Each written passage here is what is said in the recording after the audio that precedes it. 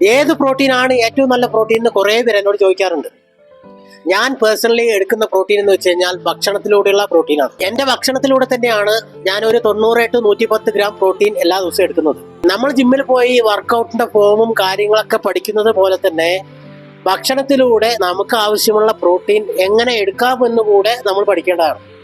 പിന്നെ എപ്പോഴെങ്കിലും ഞാൻ കോമ്പറ്റീഷനൊക്കെ പ്രിപ്പയർ ചെയ്യുന്ന സമയത്ത് മാത്രമാണ് ഞാൻ ഈ പ്രോട്ടീൻ പൗഡറൊക്കെ കഴിക്കാറ്. അല്ലാത്ത സമയത്ത് ഞാൻ മാക്സിമം ഫുഡിൽ നിന്ന് തന്നെയാണ് മാക്സിമം പ്രോട്ടീൻ എടുക്കാറ്. കാരണം ഈ ഫിറ്റ്നസ് എന്ന് വെച്ച് കഴിഞ്ഞാൽ നമുക്ക് 6 മാസം 1 കൊല്ലം കൊണ്ട് അവസാനിപ്പിക്കാനുള്ളതല്ല. ഫിറ്റ്നസ് എന്ന് വെച്ച് കഴിഞ്ഞാൽ നമ്മുടെ ജീവിതകാലം മൊത്തം നമുക്ക് നിലനിർത്തി കൊണ്ടുകൊണ്ടാണ്. നമ്മൾ ജിമ്മിൽ പോകുന്ന എല്ലാവർക്കും അറിയാം ഏതൊക്കെ ഭക്ഷണമാണ് ഏറ്റവും കൂടുതൽ പ്രോട്ടീൻ തരുന്നത് എന്നെല്ലാം നമ്മൾക്ക് എല്ലാവർക്കും അറിയാം. എൻ്റെ ഒരു റിക്വസ്റ്റ് ആണ് ജിമ്മിൽ പോകുന്ന എല്ലാവരോടും, നമ്മൾ പ്രോട്ടീൻ പുറത്തുനിന്ന് മേടിച്ച് കഴിക്കുമ്പോൾ നമുക്ക് നമ്മുടെ ബോഡിയൊക്കെ ഓക്കെ ആവും, നമ്മുടെ ആരോഗ്യം ഓക്കെ ആവും. വീട്ടിലുണ്ടാക്കുന്ന ഭക്ഷണം അത് പ്രോട്ടീൻ സമൃദ്ധമായ ഭക്ഷണം ആക്കി കഴിഞ്ഞു കഴിഞ്ഞാൽ നമുക്ക് പ്രോട്ടീൻ കിട്ടുന്നത് മാത്രമല്ല നമ്മുടെ കുടുംബത്തിലുള്ളവർക്കും അച്ഛനും അമ്മയ്ക്കും അതുപോലെ തന്നെ വൈഫിനും കുട്ടികൾക്കും എല്ലാവർക്കും ആ ഒരു പ്രോട്ടീന്റെ ഗുണം കിട്ടും. എന്റെ ജിമ്മിലെ ഇവര് 3 പേര് 40 വയസ്സ് കഴിഞ്ഞവരാണ്. ഇവരെല്ലാവരും ഡെയിലി ഭക്ഷണത്തിലൂടെ 100 ഗ്രാം പ്രോട്ടീൻ സുഖമായി എടുക്കുന്നവരാണ്.